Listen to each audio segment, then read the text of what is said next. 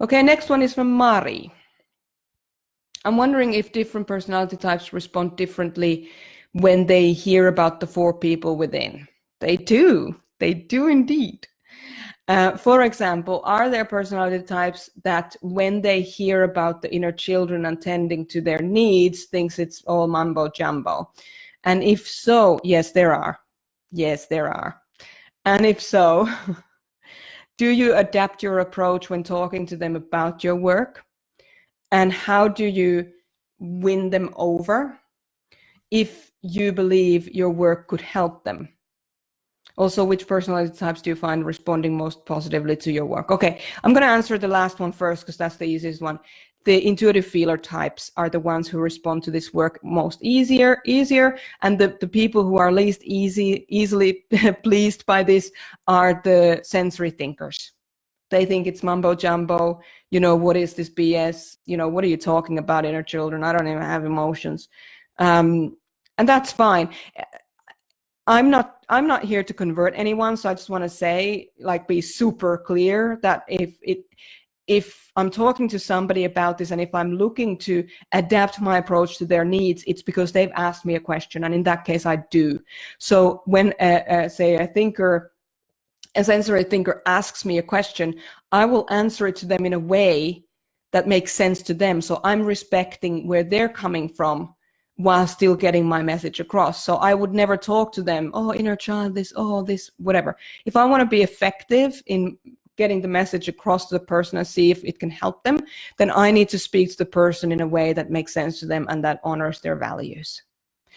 So I don't ever go into sensory thinker spaces and go hey, you should all do your inner child work. That's not how this works at all.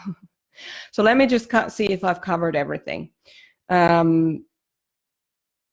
Different types of respond differently to when they hear about the 4 people within work. Yes, intuitive feeler types are more attracted to that particular wording, but thinker sensory types respond really well to how to make better decisions. And it's exactly the same thing. You don't want the smaller parts of you, the less developed parts of you, which of course are the inner children, but I don't have to talk about the inner children. I can just the less developed parts of you.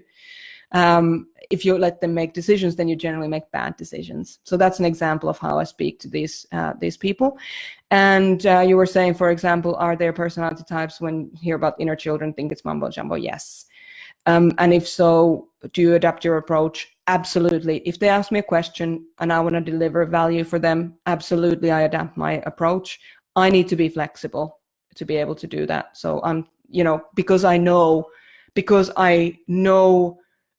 maybe a little bit more in that situation, and I am a very flexible person. I've practiced being flexible, then I can do it. Then why wouldn't I do it? It's for the benefit. You're looking for the win-win-win. So you're looking for win for me, a win for you, and a win for the whole situation. So in that case, yes, of course, if I can be flexible, then yes, I will be, if it's right for me. I don't try to win people over, but I do talk to them in a way that makes sense to them.